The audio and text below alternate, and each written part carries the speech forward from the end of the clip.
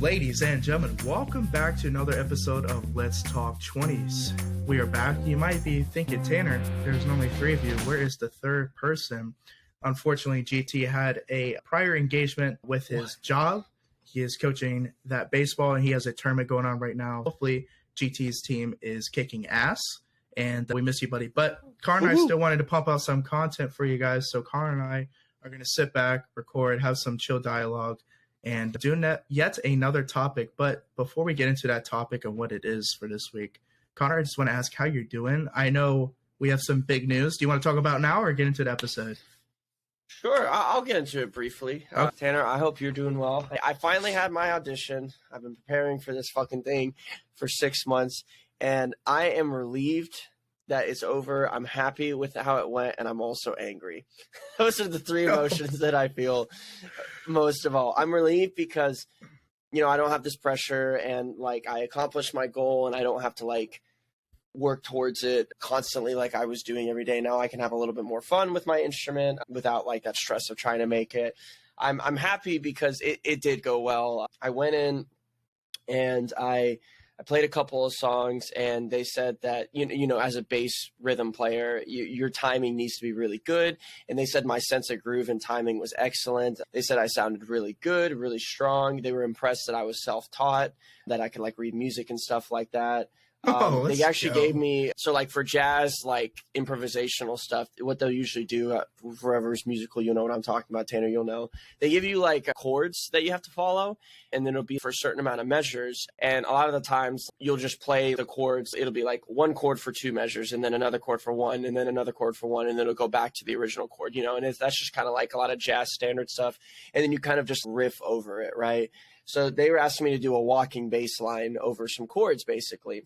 I had never done that before. I don't have experience doing that because I had never been to school for it. Walking bass line, anybody's heard it. Frank Sinatra has got a ton of stuff. Fly Me to the Moon, that's the most famous one I can think of. But anyway, so I was doing it. I improv that in the moment. And I did that for a little bit, and I screwed up a little bit because I had never done it before. I kept trying to do it, but I stopped playing it. They told me to stop, and they started clapping. And they're like, that is the absolute best that anybody has ever done that for us without ever having do it before.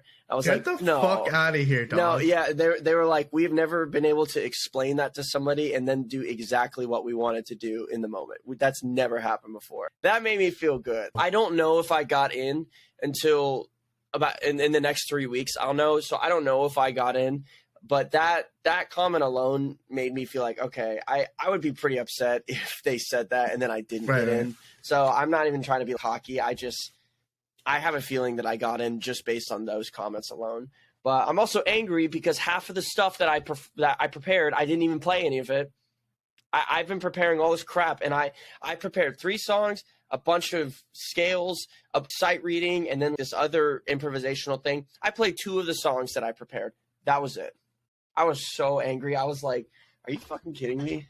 Is it because they only wanted you to play 2 songs? Yes, because that's it. They were just like, no, you're good. You don't need to play anymore. We think we've heard plenty for you to give us an impression. I was like, well, I did. I prepared this. They're like, no, you're good. It's so I fucking have pissed. 4 more songs to play. I've been preparing for this for 6 months, and they're like, no, you're good. Yeah. I could have done this 6 months ago and gotten in, but it doesn't matter because it's better to be over-prepared than under-prepared. So anyways, 100%. There's more I could talk about, but that's the gist of how it went. It went very well, so feel good about that. Well, that's the first time I've heard about that. You've been waiting. I know we were catching up just prior to recording, but you were waiting to tell me all this. So this is the first time I've heard that news as well, and I am on cloud 9 for you, bro. That is huge. And I guess my question for you is, what's next in terms of that goal? And that's actually going into the topic for today. The topic for this week is going to be called the aftermath of the goal / what's next. So I know we had an episode titled What's Next. So we're more so talking about the first half of the title, aftermath of the goal. And Connor, this was a huge thing on your list. Yep. And you've been preparing for 6 months, like you just said. And so my question is, you got in. Let's say you got in. No, you know what? I'm speaking into existence, and the way you're talking about, bro, you got in. If nothing else, you should be really proud of yourself. What is the aftermath of this goal? That's why I wanted to talk about it. I mean, it's tricky. It's tough. you know, you work towards something for so long, and I would love to hear your take on this too, with your whole getting into to school again, because like I'm sure you've been through this. What do I do now? I got it. What's next for me? But yeah, it's for me. I'm a very forward thinker now. I always try to think of like, what do I want to work on next? Because I always have a lot of different avenues and things that I want to focus on for myself. And my New Year's resolutions and all of the things that I've been working towards this year, there's always something that I want to work towards, whether it's personal, professional, emotional, you know, a bunch of things, right? So if I'm talking specifics, like I think the next thing that I'm going to be focusing on is my health and fitness goals. So I'm trying to cut, I'm trying to eat a little healthier, I'm trying to be more consistent with my workouts. Now that I'm going to have more time to focus on that rather than just playing for hours a day and practicing, I'm going to cut my practicing way back. Probably going to take a break for a couple of weeks playing that, honestly, unless I just want to have fun with it. But I mean, it's tricky because you also want to give yourself a break a little bit. You know what I mean? Like this weekend, I gave myself a complete break. Are you kidding me? I took a break from all my goals. I was like, I'm going to take a step back. I took a step back. That was the first thing I did. And it felt wrong and weird in a way. You know what I'm saying? It's hard to relax after you've been working so hard and then I'm just not going to do anything. What's wrong with me? You know, did you experience that with this whole school thing? Yeah, 100%. Because, like you say, you pour a good chunk of your energy into something. Maybe at one point you doubted yourself and didn't even think you would get to this accomplishment, this goal, whatever you want to call it. Right. And then you finally do it. And then not only that, but you succeed. You know, it's one thing to get to that point and be able to have the opportunity to possibly succeed, right? You got to the audition. Let's say that was your goal. Mm-hmm. Okay, Connor, you got the audition. Now, holy shit, like I got the audition. Whether I pass or fail, like this is the point that I thought I wasn't even going to get to.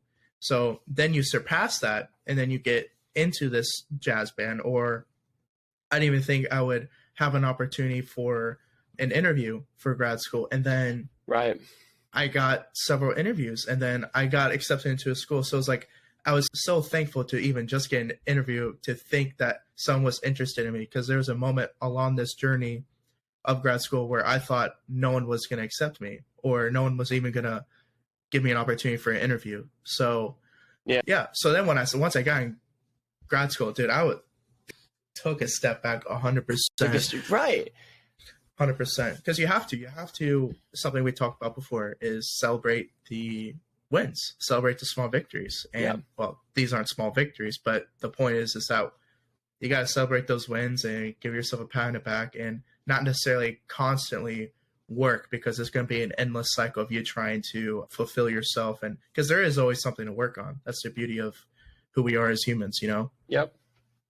It's a tricky balance to find, because you don't want to take a break and then just completely take a break forever and not work on anything else. When do you decide to take that next step for yourself? You know, how do you force yourself out of the break? How do you allow yourself to have a break? I mean, these are just like honest conversations that you have to have with yourself, and you have to know your tendencies. Like my tendencies, I know, are when I take a break from something. In the past, I took a break for way too long. I would do something really hard, and then I would take a break for a month and not work on anything. And then I'm like, oh my God, wait, I'm behind now because I didn't do anything. So now I've learned to give myself short little breaks.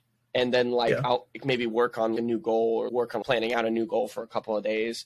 And then I'm like, okay, so I'm doing the pre-planning stages. It's kind of like working on a school project. There's like pre-planning stages, then there's the development of it, and then there's the execution of it, and then there's the completion of the project. It's the same thing with your goals. You know, you kind of have to pre-plan out what your goals are and how specific it is. So for me, I'm kind of in the pre-planning stages. You know, I'm trying a lot of new things with my fitness and health that I'm going to be starting to do over the next couple of weeks, because that's my goal over the summer, is to get to cut some weight and basically be in my best physical shape that I've been in my whole life. You know, that's what I'm thinking my goal is, but there might be something else. I think one thing that I also try to prioritize is flexibility. A lot of flexibility with what's going to come next, and maybe not having big expectations. I feel like that's a really tough thing to navigate, especially because if you had a big expectation and you filled it, you might tend to redevelop that big expectation for the next thing immediately, or feel like you have to jump on something different. Why do you think that is? Why do you think we do that in our 20s so much, where we feel like we always have to have something big that we're working on every single step of the way, every single day. I just think because so many things are kind of like shoved down our throat in terms of trying to establish ourselves now so that way our future selves are more prepared or better off in the future, right? Like, you know, obviously the biggest one is financial security. How many 29-year-olds, you know, are actually set up well enough where they have this house that they say they want to live in for the next 10 years and this or that? And it's unrealistic to think that way. But for whatever reason, we all kind of have that engraved in our mind. So that way life is easier when we're in our 30s, 40s, 50s, whatever. Yeah. But that's not guaranteed. Life necessarily isn't going to be easier when you're in your 30s or 40s. You might even have more responsibilities, children, you know, bigger home, a job that has more responsibilities. And so I feel like that what the point that you made is really good, is about the flexibility, because then you accomplish this one goal and now you're like, okay, what's the next big goal? And unfortunately, some big feats require more time, more due diligence, and more increments to get to that top goal rather than others. You know, there might be more steps to reach that next big one. So yeah, the flexibility is a huge one, because not each goal carries on the same amount of time, same amount of attention as others. So yeah, flexibility is a huge one. And to answer your question, I just feel like it's just the way that society and our parents or whoever has brought us up to believe that we need to try our hardest now so that way we can relax in the future. But guess what you'll be saying in your 30s? Try hard now so you can relax in your future. And guess what you'll be saying in your 40s? You know, it's like you constantly need to work on yourself, and there will constantly be things that you need to improve on or things that you want to get done and accomplish. And that can very quickly become a very unhealthy habit if you allow it to do so.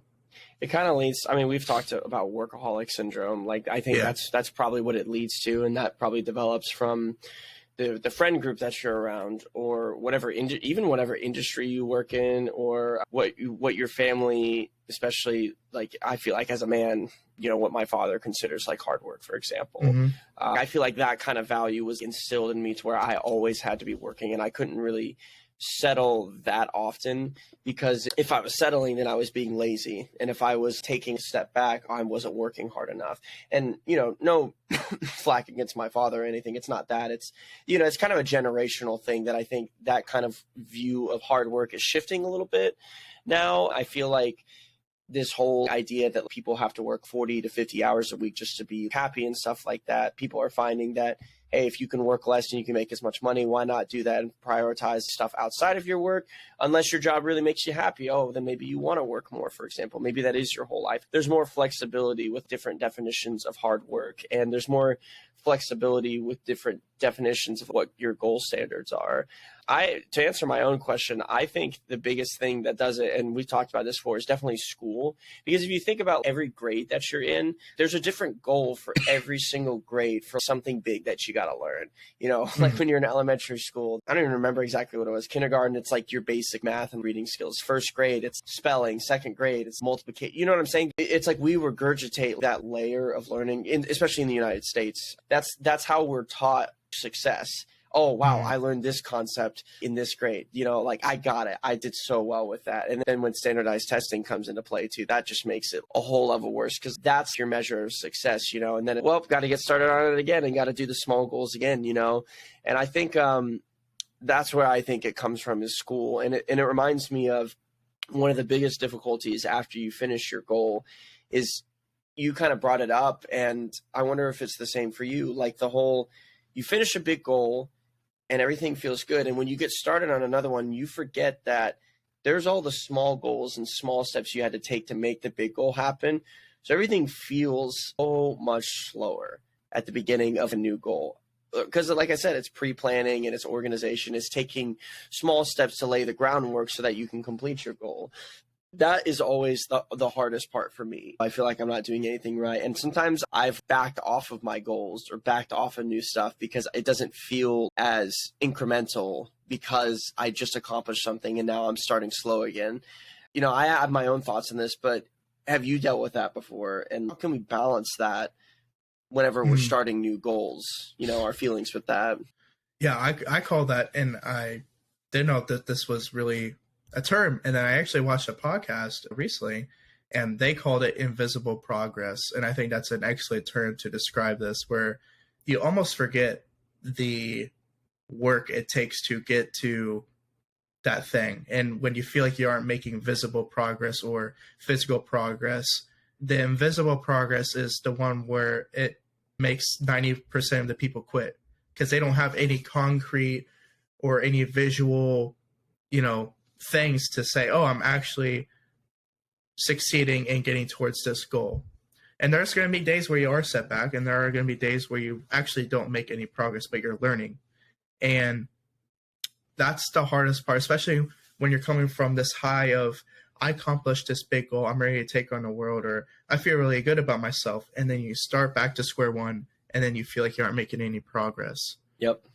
And then you're already psyching yourself out. So it's a very tricky thing to realize that you have to stay grounded and realize that you are going to fail for one.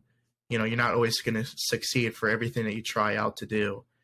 But trust in a process, and just look back at that other big goal you just did. Yeah. How did you start that one? It was either just an idea, or you try something out for once and you're terrible at it, and you just slowly started chiseling it away, and then eventually you had the finished project. So how do I handle that? That's what I do. Honestly, what I just said is I just try to visualize where I was before with this last goal that I accomplished, whatever it is, and realize that, for anything, you have to work hard, be consistent, and be determined. And as long as you have those things, something I want to bring up is how your knowledge can be outworked by someone who has better work ethic, or is more determined, or is more consistent than you.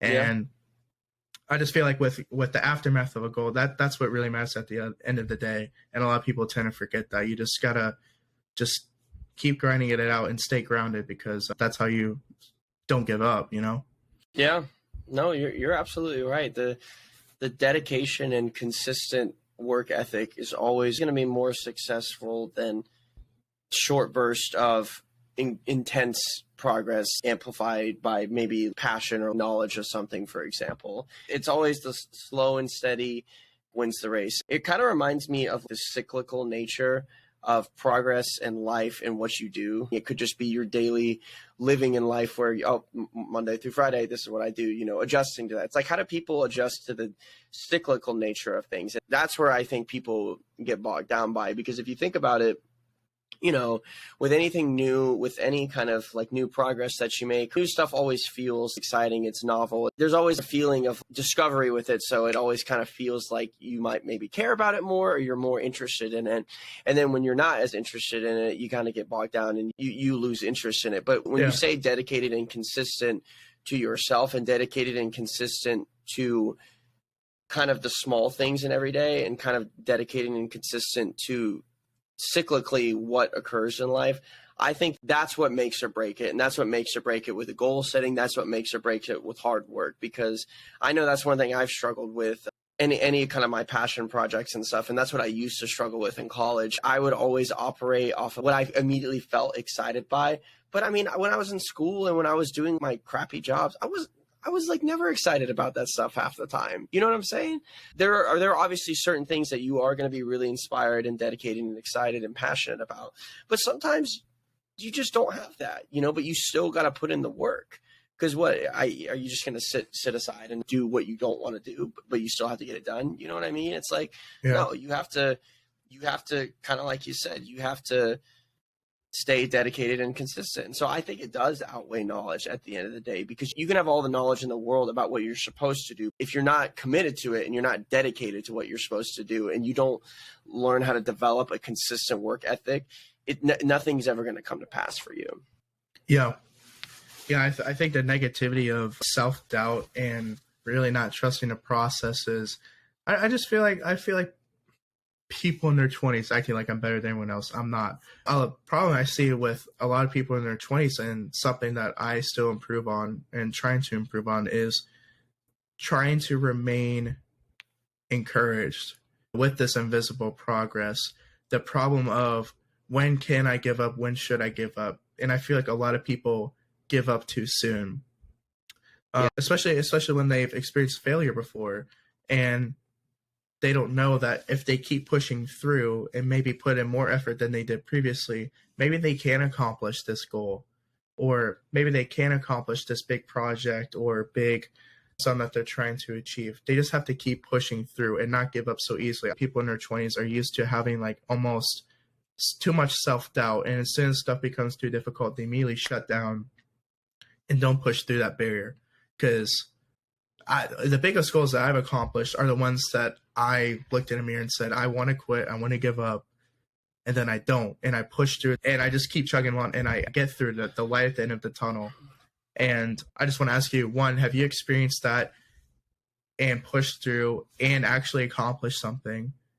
And did that experience change it? Because I just want to say that I feel like that is another thing people in their 20s struggle with. I'm sure you agree. So what are your thoughts on that? Have you had experience where you pushed through something, and what did that do for your mindset moving forward with trying to accomplish goals? When I'm talking, I'll probably think of a specific goal, but I've been struggling with that just like with my general anxieties and my general daily things that I go through, where I might, at the preschool I work at, the kids might have a really rough day and I just might want to quit. I hate this job and stuff like that. I know I'm feeling emotional in the moment. And then like when I reflect on it, no, they were just a lot today. And I don't actually hate my job. Sometimes I don't love my job just because kids are hard to work with, but that's, every job is going to have things that you don't like. So if I hate every job, then I have to be the problem, because then it's my mindset. If I hate everything that you know what I'm saying? It has to be me. If I hate this. Like there's always hate, hate is such a powerful emotion. So yeah, I've had to push through my own mind and my own mindset several times. And I used to sit in that mindset and kind of let it guide me when I was in college, in the latter half of high school. I remember that's what guided me my whole time, not just with my goals and my jobs, but even my friendships and even my relationships. And if my brain gave me any kind of pushback, then I was like, oh, I'm done, I'm out, and that's not, there's something to listening to your brain and listening to your heart and stuff. But if you just give in to yourself every single time something gets hard, you might find that you're missing out on stuff, or maybe you're missing something, or maybe there's another reason why it's difficult rather than it just being hard. Maybe there's something you're not dealing with that makes it more difficult for you. You know what I mean? In terms of my goals, that where I can apply this to, I mean, I would say one big thing that I struggled with was working with the kids when I left my HR job and I lost all the money that I was making. I was making the most money I've ever made in my entire life. I was making, I must have been making over $3,000, or like over $3,500 a month. I mean, that felt, God, that felt amazing to be making that much. I was donating to like my 401k. I'm still really good with it, but I definitely don't make as much money. And that was a hard thing.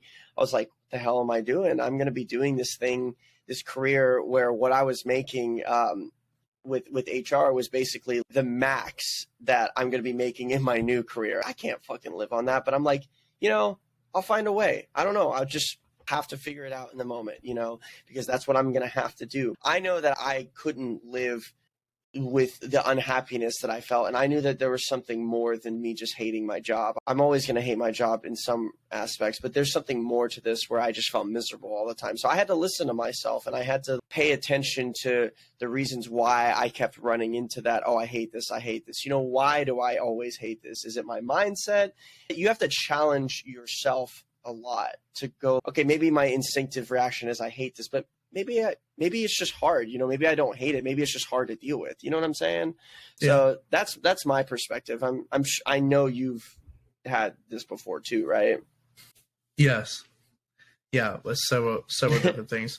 I think it's just a discomfort, man. People just don't like discomfort, but that's when you grow the most, is when you are in uncomfortable situations and you push through, or you get through this discomforting stage. I mean, like any job, whether you have the easiest job in the world or you move into a really high-end position, learning the task and responsibilities and duties of this position, you're always uncomfortable and you're nervous and you feel like, oh, this job isn't for me, or I'm really uncomfortable. Like, I don't know if I want to work here. And then a month later, after all your training and your few fuck ups, and you feel a little bit more comfortable, you realize like, oh, I'm actually a good fit for this position, or I'm actually really good at this job. You push through that discomfort. And I think that can translate to everyone's goal setting and accomplishing everything they want to, because obviously we're wired to always want to take the easy way out. That's just the way humans are wired. Humans do not want to do more than what they have to. Of course. Except for people with the freak mindset of they want to conquer the world, and good for them. And I wish I had that mindset all the time. I would be an animal. But for the majority of us, like we want to do the bare minimum. Not saying we're all lazy, but I'm just saying that's the way we're wired. Like, why would we want to do more than what we have to? Yeah. And I think that was sometimes we, like you said, we listen to that voice in our head too often. And if you consistently cave into that voice, eventually your work ethic and eventually that voice will get louder and louder, and you won't ever push through that barrier. Exactly. So I think discomfort has a huge thing to do it. But back to the aftermath of the goals, kind of to talk back about your specific example. You're saying, okay, you made that goal that you thought wasn't achievable, and then you either ask yourself what's next, or what do you think you're going to ask yourself? What's next, or how can I improve upon this big goal? What kind of advice would you think you need to recommend to people who are, like you said, they just finished this big goal, now they're like, now what? Yeah, that's a good question to ask, definitely. Like we both talked about, definitely take a break just for your own mindset for a little bit. Allow yourself to just experience, oh, wow, I did this, for sure. Start with that, because you need to absorb your accomplishment. You need to absorb the good things with it. But I think there's definitely small incremental things you can do. Like, definitely don't put it completely out of your head, and definitely, you're talking about ways that you can improve upon your goal. Like for my goal specifically, I got into the jazz program. Well, I'm predicting that I'll get into the jazz program. Does that mean, for example, that I need to completely stop playing my instrument? Well, no, I'm going to be in a jazz program, so I still have to focus on my instrumental playing. Maybe what the reason for why I was preparing for it is now going to be different.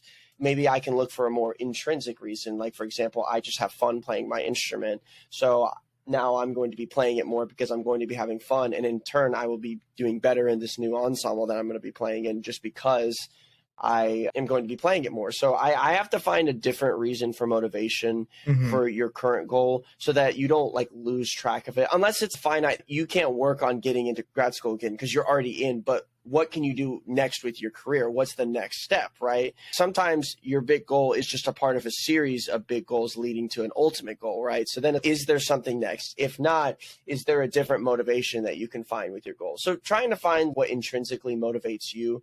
Again, a lot of this is just asking yourself questions and asking what motivates you. And you don't always have to have the answers, and you don't have to have the answers in that moment. But like we said, flexibility, just keep asking yourself, keep talking to yourself. This ain't a race, it's a marathon. Life's a marathon. You're going to have multiple conversations. And then just kind of talking about your next goals. I think it's healthy to have multiple things that you want to accomplish at any given time, and then just find out like what your priorities are. We've talked about making priorities, getting your priorities straight. So for me, my getting into this program was my biggest priority because the audition was coming up so soon. Whereas my workout goals, they were a priority, but I had to focus on my playing more because that was coming up now. Now I'm focusing intrinsically on my own personal health, which is going to be a whole lifelong journey. So now I'm going to focus on that for a little bit. But if there's something more pressing that comes up, I have to maybe shift my priorities. So again, it's all about flexibility, and it's all about being realistic about where your priorities are and what you want to do. But if you're going to make goals, set multiple goals at once, and then figure out what needs to come first. What can you do concurrently with each other? That would be my advice. What about you? I mean, honestly, I was thinking of everything you said, but the last bit about having those multiple goals and all that, because I feel like for a lot of people who will have this one goal and then they do accomplish it, then they think, okay, that's it. Like I'm good. I'm done. And then that work ethic that you had, grinding, that invisible progress, getting those concrete goals to that larger goal, all that work ethic you put into your life, and then you say, oh, I'm good, or you have nothing else going on, then that work ethic and everything is going to come. Like, you worked so hard to get to this point, put that energy and time that you had towards this goal to maybe either a different area of your life or a different goal or something. There's always something. There's always something. And I think what you said is about the self-talks and switching your motivation. So like you mentioned about your situation. Let's say you got into the jazz program. Well, Connor, why don't you keep practicing and be the second best in the jazz program? Right. Why do I, where the internet has a plethora of things I can look up online, how was the first year PT school? Can I not do some self-studying and watch videos online of material that I would learn in school anyways? And why would I not want to be more prepared going into PT school instead of, if I know what I'm getting myself into, am I going to stress myself out by being at square one and being, in terms of knowledge, on the lower end of my class? I can prevent that. Yep. Right? So like you said, there's always something in a series of goals. It's not just this one finite goal. There's always something that you can maybe even add. I think that was beautifully said. Thanks, man. Yeah, that was perfect, because that was something that light bulb in my head. You're hitting the nail on the head too, man. It makes sense. It's just be a lifelong learner. Just commit to being a lifelong learner. A lifelong learner. That is exactly right. Exactly right. Those are the two big ones, though, honestly. You can get out of it what you want in terms of your goals and how hard you want to work and what you can learn from this experience and process of accomplishing your goals, the aftermath of the goals, and saying, okay, what's next? Yep. And if you're okay with doing this one goal and then saying, okay, I'm done and I don't want to learn anything else, that's fine. But if you are a person who's trying to do like society wants you to do and constantly improve, be financially secure, do well in your job, have a family, have kids, blah, blah, blah, you have to constantly work on yourself in order to accomplish these things. Yep. And if you want to stay ahead of the curveball and accomplish everything you want to, you do have to be a lifelong learner. And your future self will thank you for doing that. Absolutely. So, Connor, do you have any closing thoughts, buddy? Because I feel like that question and what we just said at the very end would be a great way to close it. But I want to see if you had anything else to add about this topic. No, you went into detail about what I was going to say about being a lifelong learner. Absolutely. That's got to be the biggest takeaway. And that'll help you with your goal setting. That'll help you with your mindset. That'll help you with your happiness levels for anything that you're accomplishing in life. Like we said, it's a marathon, it's a marathon, not a sprint, and like Tanner keeps saying, there's so many things that you can do to improve yourself. Like life is not just about one linear path to success. There's multiple paths to success, but success is not measured evenly between people, and the levels of success are obviously different. Who's to say you get your dream job, you make all this money, right? And then after a couple of years, no matter what, you're going to be asking yourself what's next. Mm-hmm. You are always going to be looking at what's next. So preemptively taking steps to decide what's next for you, whether it has to do with your career again or something personal, you really have to do that. And it's tough, and it just requires honesty with yourself. So I think you hit the nail on the head, and I think people will like this episode. I think people will like this episode as well. A lot of dialogue, just two people talking for 40 minutes straight. You gotta love it. Love it. I'm sure we rambled a little bit, but you know what? There was a lot. If we have to. No, there was a lot of great stuff in this episode. I hope you guys enjoy this one. Aftermath of the goal. This is something that Connor and I are not only speaking to you guys, but we're speaking to ourselves. And we're definitely use this for ourselves as well. So I hope you guys enjoyed listening to this episode. Follow the Instagram page, Let's Talk 20s. I hope you guys had a great week. Have a great rest of your week. And until the next one, guys, peace.